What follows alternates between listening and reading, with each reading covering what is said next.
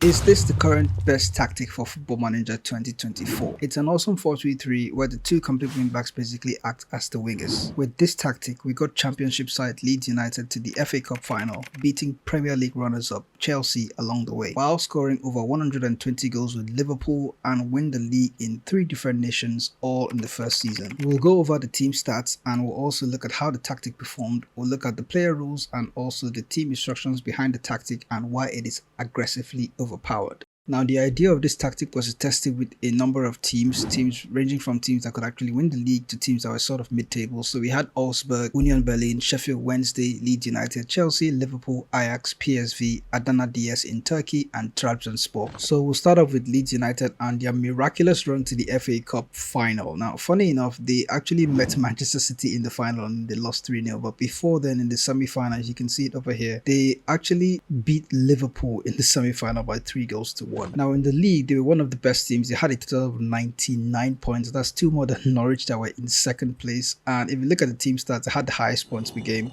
with 2.15. They had the most shots. They had the least conceded as well with 54 goals. And they scored the highest amount of goals in 114. Possession-wise, they didn't do that badly. They were in third place with 58% possession, just 1 point short of 59, which is the best team in Leicester and Southampton for possession. For clean sheets, they had up to 13 clean sheets. They were in 4th place. I think this is 4th, tied with every other person that is in here. The highest was like 17, so it's not that much difference. Defensively, the tactic is quite solid. Unlike Leeds United, Sheffield Wednesday didn't do so well with the tactic, but they had some high-scoring games in there. They went on to beat Preston 5-0. They went on to beat Birmingham City 5-1. And against Leeds United, I think in the first meeting they drew 3-3 with Leeds United, but in the second meeting, Leeds United were able to actually overpower them. I think with better quality, Sheffield Wednesday could have done well with the tactic, but that's just my opinion of it. Off to the Premier League then with Liverpool and Chelsea, and shockingly Liverpool came in 3rd place even though they had a higher goal difference than Chelsea, and Chelsea that were supposed to be like 6th place finished in 2nd place with 91 points behind Tottenham. Man City was not even in the picture at all. Liverpool also went to the Europa League final. It's shocking how they're actually in the Europa League. They lost to Inter Milan 5-1, so it didn't really work out for them there. Remember that they got knocked out by Leeds United in the FA Cup, but team stats wise, most points per game was by Tottenham. They won the league. Chelsea and Liverpool are in 2nd and 3rd place. They had higher points per game than Leeds United in the Championship. Liverpool scored the most goals in 122 and Chelsea were in there with 99 goals as well. Looking at the possession again, we can see a consistency here with the stats that Liverpool and Chelsea both have 58% possession. They also have good number of clean sheets between them, 5th and 7th place with 13.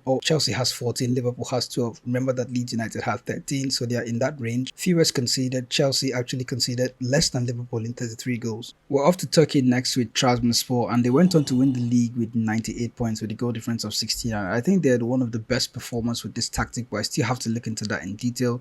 In a friendly cup, okay, this doesn't count. They actually won the Scottish Cup as well. If you look at the team stats altogether, Trabzonspor had the highest points per game with 2.58. They scored 114 goals. They did go on to keep 14 clean sheets, so we see another consistency with the numbers here. They have between 13, 14 and 12 clean sheets, so they're going to get enough. Possession wise, they had a slightly higher possession stats than most of the other teams that we saw. They had 59% possession in the league. Now the teams in Germany were quite difficult. I intentionally didn't pick Bayern Munich and Borussia Dortmund or any of the other teams. I wanted to see how mid-table teams will actually perform with the tactics, so I got Augsburg and Union Berlin in here. If you look at where they're predicted to finish, Union Berlin is in 9th place and Augsburg were predicted to finish in 11th place, but all together in the season, Augsburg actually finished in 5th place in the Europa League, and we also have Union Berlin falling short up to 8th place, so they kind of like swap positions.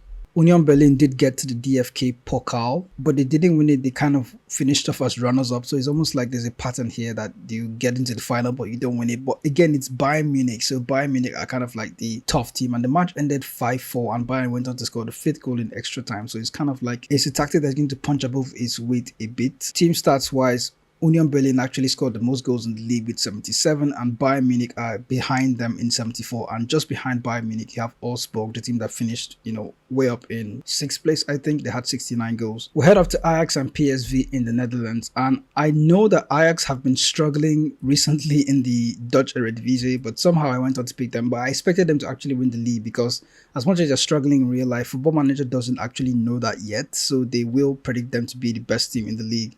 And I expected them to win the league comfortably, and that is what they did.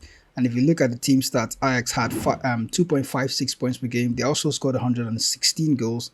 PSV are behind them with 114. It's kind of unlucky for PSV because they could have easily won the league themselves. They were just against a team that was doing the exact same thing they were doing and, being slightly better. They had average possession. Both teams had 60%. They were basically toe-to-toe with one another.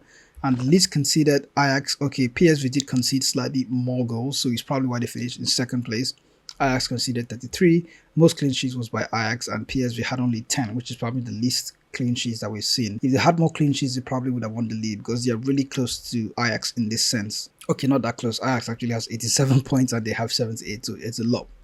There's a huge chasm there. But yeah, okay, let's look at the tactic. So this is the Kaka can dance tactic for Football Manager 2024. It was an iconic tactic from FM 2022, but basically what you have to do to set up your team is to have a standard goalkeeper as your goalkeeper. You can actually use your super keeper on defend duty, kind of makes no difference in this case. You have 2 wing backs on attack duty. You have 2 ball playing defenders also playing on defend. All the players that I've listed do not have any internal player instructions. I don't think any player here has internal player instructions. Ball winning midfielder on defend duty, and then you have a Mezzala on attack. You have a central midfielder on the left hand side playing on attack, and in the front 3, like I mentioned, you have 2 complete forwards on support duty and an advanced forward playing on attack. Team wise, you want to set your team to play with an attacking mentality, and when they're in possession, you want them to play out of defense, look for the underlap both left and right, play shorter passing and slightly higher tempo, running at defense and then working the ball into the box with low crosses. Transition wise, you want to counter press and counter while taking short kicks and of course asking your goalkeeper to distribute it to the fullbacks. Out of possession, you want to play with a high press and a slightly higher defensive line. Much more often trigger press is crucial here because you do have the numbers in attack, prevent the short goalkeeper distribution, and then also ask your team to get stuck in while stepping up more. Now, is this the best tactic for Football Manager 2024? Well, not quite, but it's way better than the average Football Manager 2024 tactic. And if you're slightly better than most teams in your league, but you're struggling to score goals, why not give this a try? You're guaranteed to get close to 100 goals. And to some extent, 100 points. We've seen 99, 98 points. Now, I know the complete forward is a role that is reserved for, really good players with good technical ability. And if you're playing the lower leagues, I would recommend that you try using a deep lying forward as your 2 wide strikers or even a pressing forward. Now, the 4-3-3 shape made a huge comeback this year with the positional play coming to Football Manager 2024.